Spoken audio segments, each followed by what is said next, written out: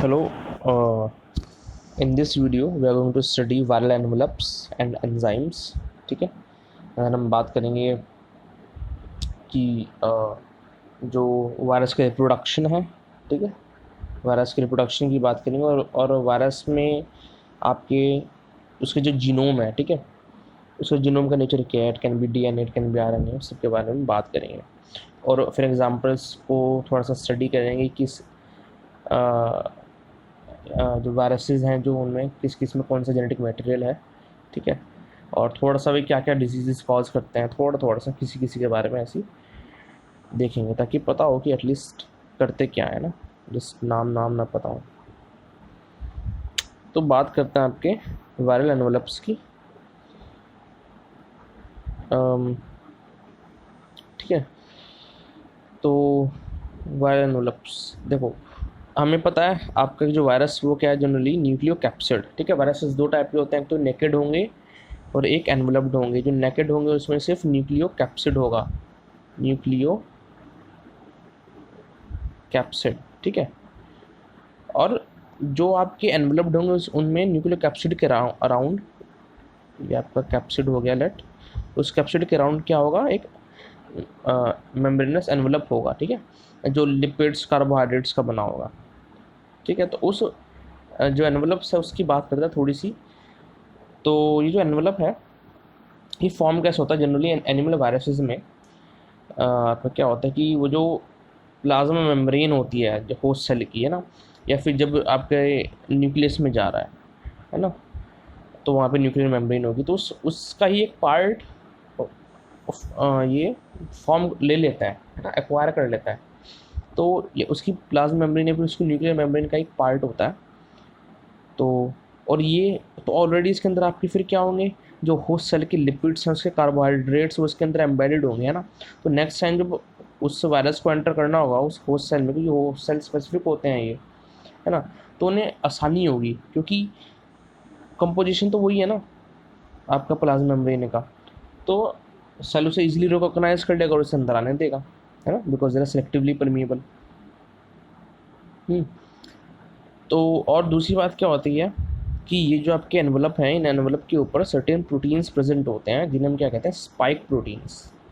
ठीक है, और ये स्पाइक प्रोटीन्स को एनकोड कौन करता है, वो जो वायरल जीनोम है वो इसे एनकोड करवाता है। ठीक है, इन स्पाइक्स को पेप्लोमर्स भी कहते हैं। जैसे कोरोना वायरस भी है, कोरोना वायरस के एनवलप के ऊपर भी आपका, है ना, एनवलप्ड वायरस है तो उस पर भी स्पाइक प्रोटीन्स प्रेजेंट है। ठीक है, ये आपके बॉडी में जब होस्ट सेल के में जो आपके सिम्टम्स प्रोड्यूस कराते हैं, ये आपके सर्टेन रिसेप्टर्स से अटैच होते हैं और आपके प्रोटीन्स, है ना, और ये आपके वो करवाते हैं, सर्टेन सिम्टम्स प्रोड्यूस कराएंगे बॉडी में, जो मैकेनिज्म है, रिएक्शन मैकेनिज्म। बाकी रेप्लिकेट तो आपके जो अंदर है ये जेनेटिक मटेरियल उसकी वजह से कर रहा है। ठीक है, तो ये इन स्पाइक प्रोटीन्स को हम पेप्लोमर्स भी कहते हैं। ठीक है, ये जो आपकी एनवलप की सरफेस है उससे प्रोजेक्ट आउट करेंगे। अब कुछ वायरसेस आपके इनर साइड में भी हो सकते हैं, ठीक है, उन्हें हम क्या कहते हैं, एम प्रोटीन और फिर मैट्रिक्स प्रोटीन। जो स्पाइक प्रोटीन्स होंगे वो आपके ग्लाइकोप्रोटीन नेचर के होंगे, ठीक है, और जो जो आपकी एम प्रोटीन है, मैट्रिक्स प्रोटीन है, वो आपके नॉन ग्लाइकोसाइलेटेड नेचर के होंगे। और जिस तरह आपके spike protein outward project out करते हैं, है ना, एनवलप से, ये आपकी इनर सरफेस पे होंगे। उनका काम क्या होगा, एनवलप को स्टेबलाइज करने का। ठीक है, अब एक और बात कि इन स्पाइक प्रोटीन्स की बात करते हैं कि हमें इसका तो पता चलेगा ये आपका स्टेबलाइज कर रहा है। ठीक है, तो इन स्पाइक प्रोटीन्स का फंक्शन क्या होता है, एक तो वो ऑब्वियसली बात है वायरस के अटैचमेंट में हेल्प करते हैं आपके होस्ट सेल की। ठीक है, दूसरी बात कई बार इनमें इन स्पाइक्स में सर्टेन एंजाइम्स प्रेजेंट होते हैं। ठीक है, तो ये जैसे न्यूरोइम्यूनिडेज हो गया, ठीक है, हमने पहले भी पढ़ा था। तो इसका जैसे इन्फ्लुएंजा वायरस में होता है न्यूरोइम्यूनिडेज, तो इसका हेल्प काम क्या है कि जो जब आपके जो रेप्लिकेटिंग वायरल न्यूक्लिक एसिड है होस्ट सेल के अंदर, जब वो आपके जो और वायरल के कंपोनेंट्स हैं उन्हें बनवा रहा है बॉडी के अंदर, है ना, होस्ट सेल के अंदर, फिर उनकी असेंबली होगी, फिर रिलीज़ होना होता है उन वायरल्स को, है ना, तो उस रिलीज़ में हेल्प करवाता है उस होस्ट सेल से।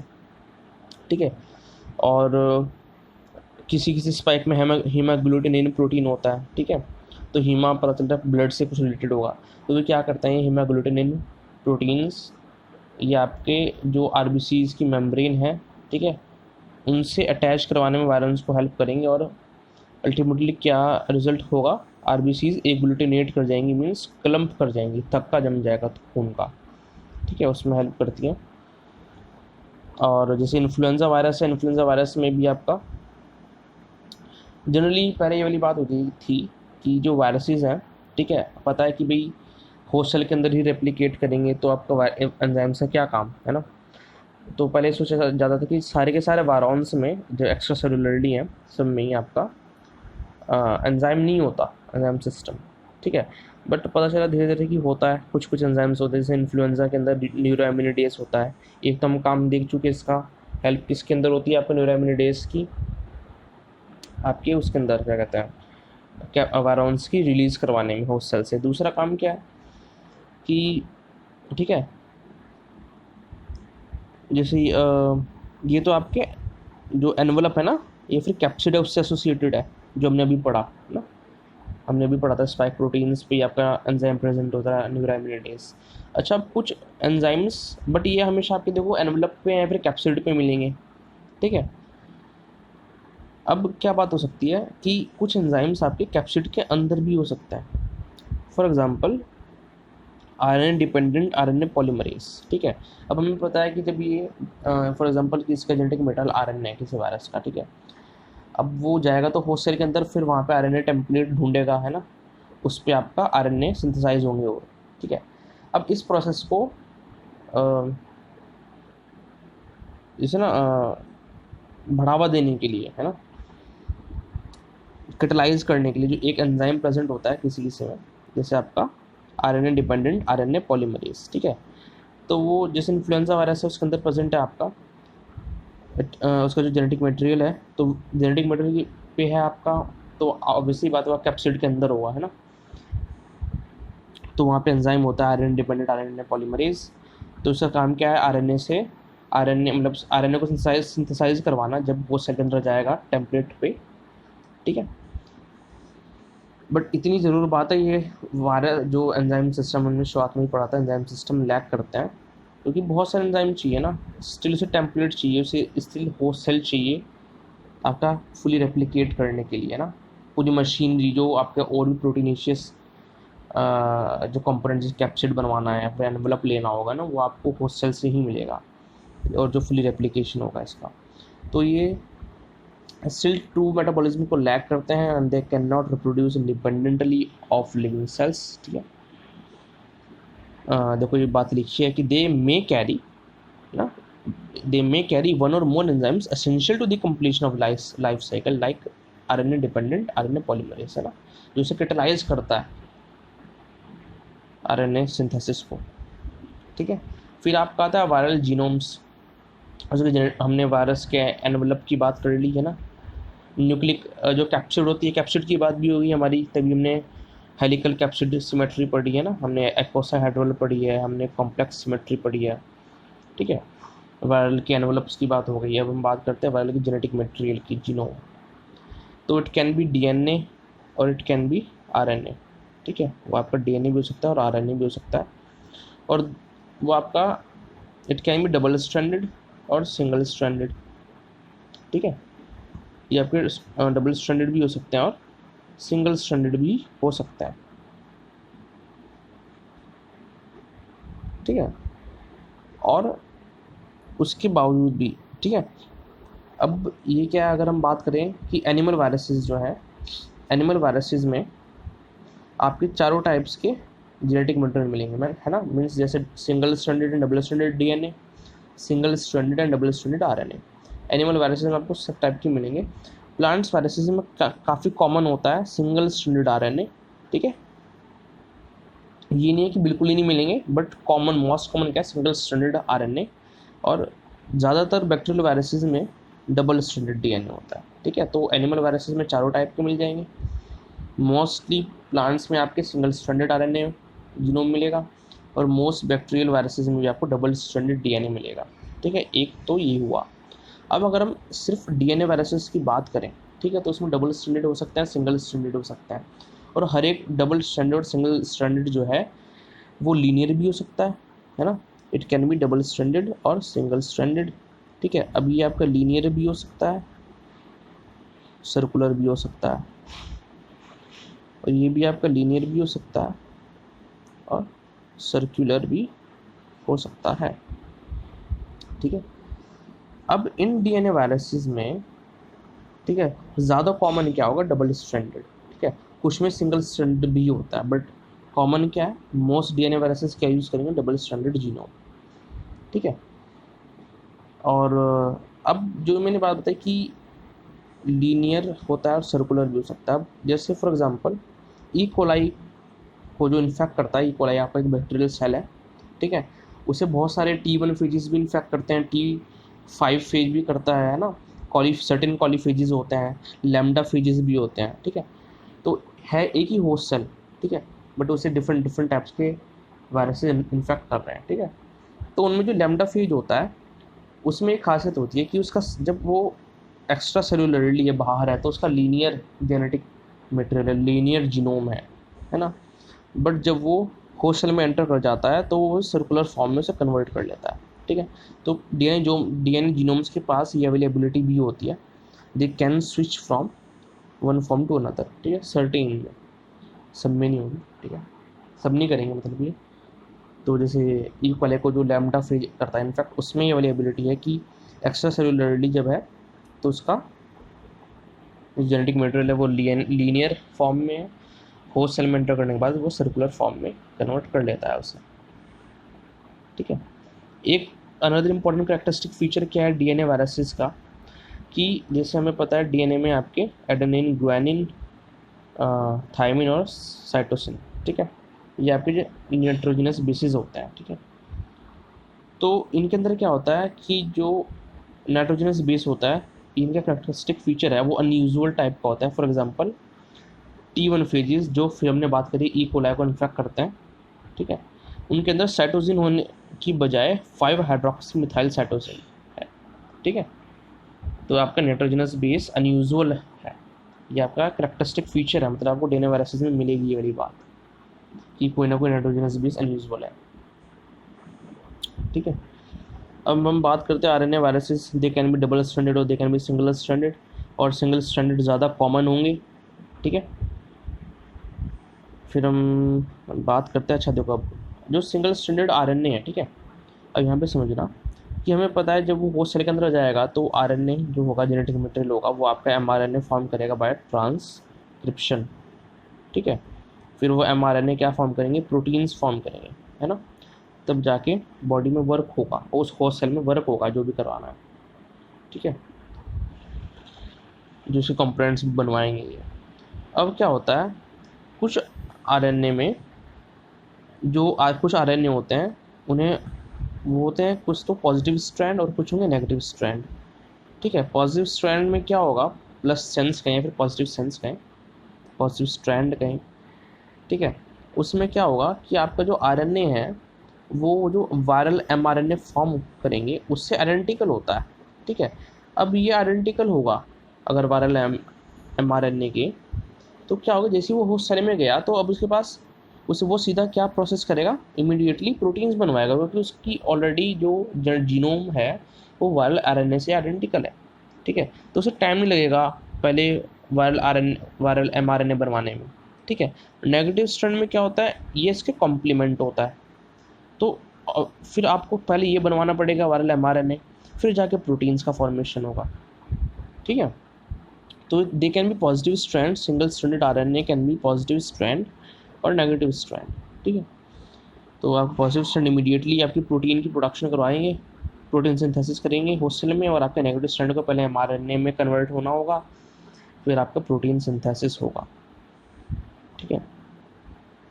कुछ एग्जांपल्स हैं पॉजिटिव स्ट्रैंड आरएनए वायरसेस के, polio virus, tobacco mosaic, brome mosaic, Rous sarcoma virus.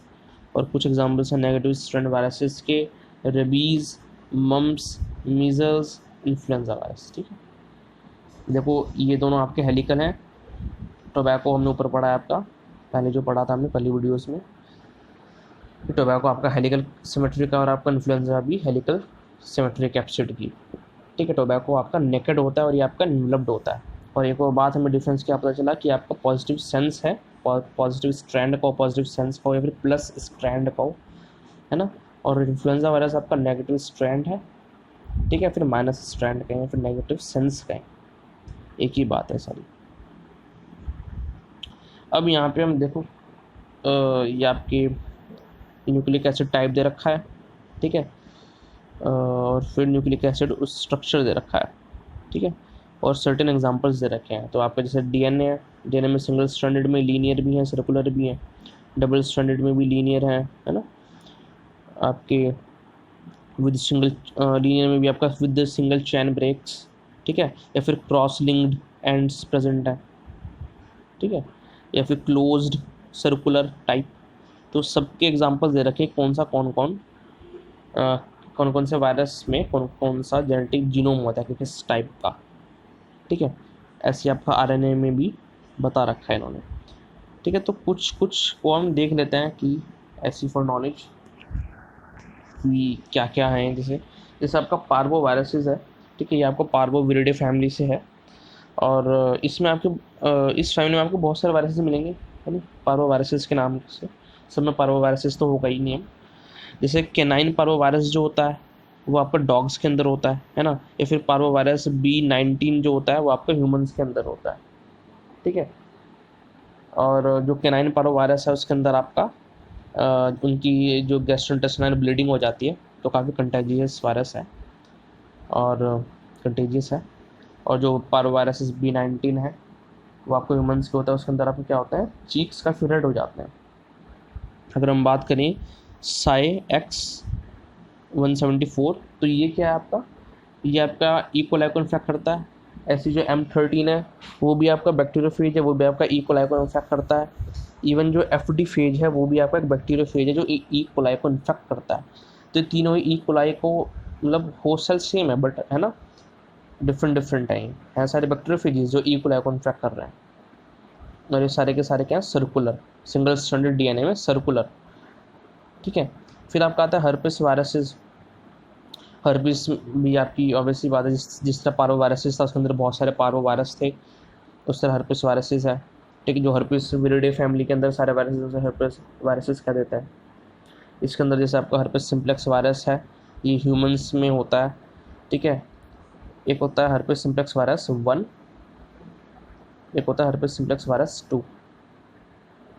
Sorry मुझे लिख दिया herpes simplex virus 1, herpes simplex virus 2, ठीक है। तो इन दोनों में क्या होता है कि इसका तो transmission oral to oral transmission होता है, जबकि जो हर्पिस सिम्प्लेक्स वायरस 2 है इसका सेक्सुअली ट्रांसमिशन है। और सिम्टम्स दोनों के अंदर जेनेटल हर्पिस, तो इसके अंदर तो काफ़ी कॉमन होता है जेनेटल हर्पिस, ठीक है। और इसके अंदर आपका जेनेटल हर्पिस भी होता है बट काफ़ी कॉमन क्या है, कोल्ड सोर्स होना,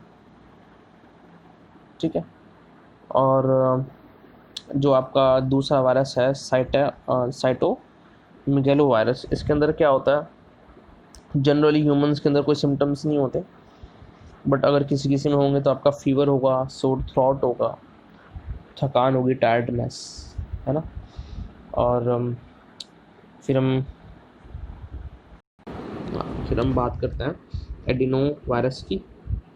तो थोड़ा सा पता नहीं चाहिए मैं सबके बारे में, तो मैं पता है हमने ऊपर भी एग्जाम्पल में पढ़ा था, हाइड्रोजन सिमेट्री में पढ़ा था इसका एग्जाम्पल हमने नॉन एनवेलप्ड में, ठीक है।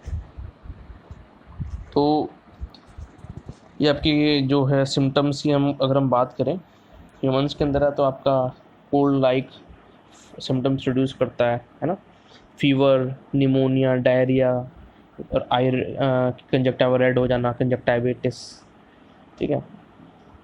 फिर आपके और तो ये सारे टी कोलीफेजेस, लैम्डा फेज, सारे बैक्टीरियोफेजेस हैं, है ना, सभी कोलाई को इन्फेक्ट कर रहे हैं। T5 कोलीफेज भी कोलाई को कर रहा है। फिर आपका आता है वैक्सीनिया, इसके अंदर double stranded DNA with cross linked ends, ठीक है। तो उसमें आपका ये है स्मॉल पॉक्स वायरस और वैक्सीनिया। वैक्सीनिया भी पॉक्स वायरस का ही एग्जाम्पल है। और याद करो हमने इसे उसमें पढ़ा है जो कैप्सिड विद कॉम्प्लेक्स सिमेट्री में पढ़ा है हमने इसे ना, इसका हमने स्ट्रक्चर भी देखा था। तो वैक्सीनिया एक तो ऑब्वियसली बात है कॉम्प्लेक्स सिमेट्री की, कैप्सिड है, एनवलप्ड है, सिम्टम्स के नाम पे रैशेज होंगे, फीवर होंगी, ठीक है। अच्छा, इसका एक फ़ायदा क्या है कि जब इम्यून रिस्पॉन्स कॉज करेगा बॉडी में आने के बाद, ठीक है, तो वो इम्यून रिस्पॉन्स किसी पर्सन को स्मॉल पॉक्स वायरसेस के लीथल रिस्पॉन्स से बचा सकता है ना, लीथल इन्फेक्शन से। कि immune response that is generated from vaccinia virus infection, it can protect the person against a lethal smallpox infection, ठीक है, क्योंकि सेम ही उसका पॉक्स वायरसेस है। क्योंकि कई बार होता है कि कोई वायरस काफ़ी हार्श सिम्टम्स प्रोड्यूस करेगा, है ना, और कोई वायरस मतलब उतने हार्श सिम्टम्स प्रोड्यूस नहीं करेगा बॉडी के अंदर। तो बट इम्यून रिस्पॉन्स कहना कि जो एंटीबॉडीज़ बनती हैं क्योंकि सेम फैमिली के हैं ना, तो फ़ायदा मिल जाता है कि वो एंटीबॉडीज़ के अगेंस्ट भी वर्क कर जाती हैं। फिर नेक्स्ट आता है पॉलियोमा वायरसेस। उसके अंदर एक एग्जांपल आपका जो हमने पहले भी पढ़ा है, सिमियन वायरस 40, है ना। ये आपका आइकोसाहेड्रल सिमेट्री के अंदर था, और इसके अंदर हमने जनरली देखा था कि पेंटामर्स भी होते हैं है और हेक्सामर्स भी होते हैं, बट इसके अंदर सिर्फ पेंटामर्स प्रेजेंट होता है। जब मैंने आइकोसाहेड्रल सिमेट्री पढ़ी जिस वीडियो में, उसमें आपको देखना, उसमें पता चल जाएगा, एक्सप्लेन किया अच्छे से मैंने। फिर आपको होता है पेपिलियोमा वायरसेस ह्यूमन्स में भी हो सकते हैं आपके, नहीं, हाँ ह्यूमन्स में होता है। अच्छा, पेपिलियोमा वायरसेस जैसे ना, वही वाली बात है कि इसकी भी एक फैमिली है, ठीक है।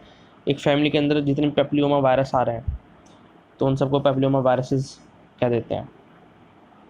और इसके अंदर हम ह्यूमन वाले की बात करते हैं, ठीक है, ह्यूमन पेपिलियोमा वायरस। तो वो सेक्सुअली ट्रांसमिटेड होता है, और उसमें क्या होता है, वॉट्स कॉज हो जाते हैं, मत्स्य टाइप, है ना, स्किन पे बम्स, रेज्ड बम्स क्रिएट हो जाते हैं, तो ये सेक्सुअली ट्रांसमिटेड है। फिर हम बात करते हैं आपके आरएनए, जिनका जीनोम आरएनए है, उसमें आपका जैसे पाइकोरेना वायरस है ना, उसमें पोलियो है, राइनो वायरस है। पोलियो अब तो प्रिवेंट हो गया पोलियो की वैक्सीन से ईजिली, बट इसके अंदर पैरालिसिस कॉज होता था। राइनो वायरस में आपको कॉमन कोल्ड कॉज करता है, उसका काफ़ी मेन रीज़न है ये वायरस कॉमन कोल्ड का। फिर आपका टोबैको मोज़ैक वायरस, आपको पता है टोबैको मोज़ैक डिजीज़ कॉज करेगा प्लांट्स में। रैबिडो वायरस में आपका रेबीज़ आता है, तो रेबीज़ क्या करता है, इन्फ्लामेशन करता है ब्रेन की, और इसके सिम्टम्स में क्या होता है, आपके वॉलेंट मूवमेंट्स हो गए, एक्सट्रीम एक्साइटमेंट हो गई, फियर ऑफ वाटर हो गया, है ना। और अगर एक बार कहते हैं इससे सिम्टम्स प्रोड्यूस होने शुरू हो जाए तो अल्टीमेटली रिजल्ट डेथ होता है, और लॉस ऑफ कॉन्शियसनेस वगैरह भी इसके सिम्टम्स में है। फिर हम बात करते हैं मम्स मिजल्स की, आपके पैरामिक्सो वायरसेस के अंदर आता है। मम्स आपका जो सिलावरी ग्लैंड है, जो पैराटाइड ग्लैंड है, वो उसके अंदर स्वॉलन हो जाते हैं, पेनफुल हो जाता है, फीवर भी कॉज होता है।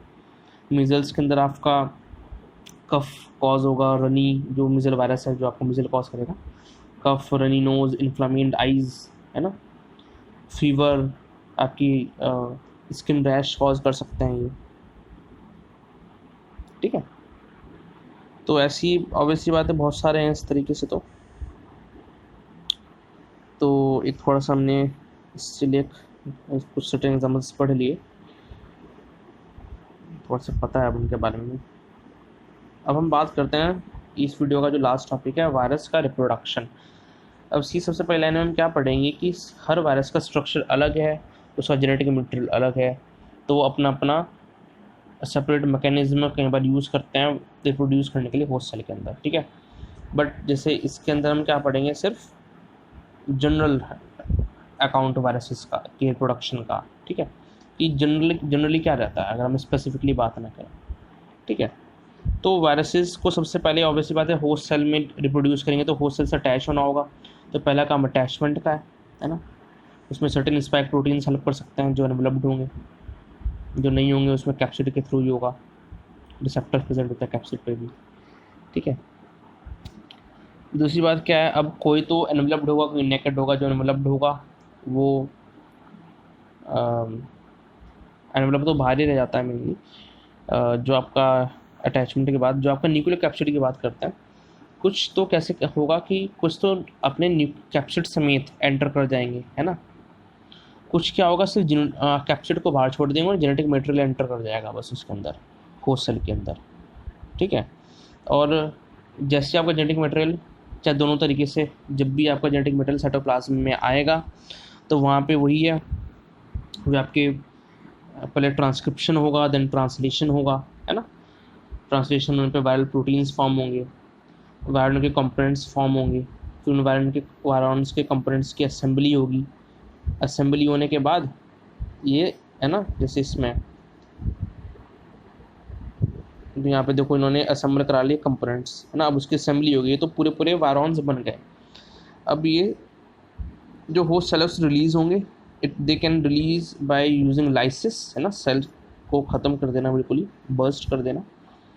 और या फिर they can bird from the host without lysis, ठीक है। तो फिर होस्ट सेल से निकल जाएंगे। तो इस वीडियो में हमने ये इतना ही पढ़ना है। और हमने क्या क्या पढ़ा इसके अंदर, वायरस की एनवेलप के बारे में, उसके एंजाइम सिस्टम के बारे में थोड़ा सा, जो अगर जितने भी होते हैं मे बी 1 और 2, है ना, जैसे न्यूरामिनिडेसिस वगैरह। वायरस के जीनोम्स की बात करिए और वायरस के रिप्रोडक्शन का जनरल अकाउंट लिया है ना, कोई स्पेसिफिक किसी की बात नहीं करेगी कि जनरली क्या प्रोसेस रहता है, ठीक है। Thank you.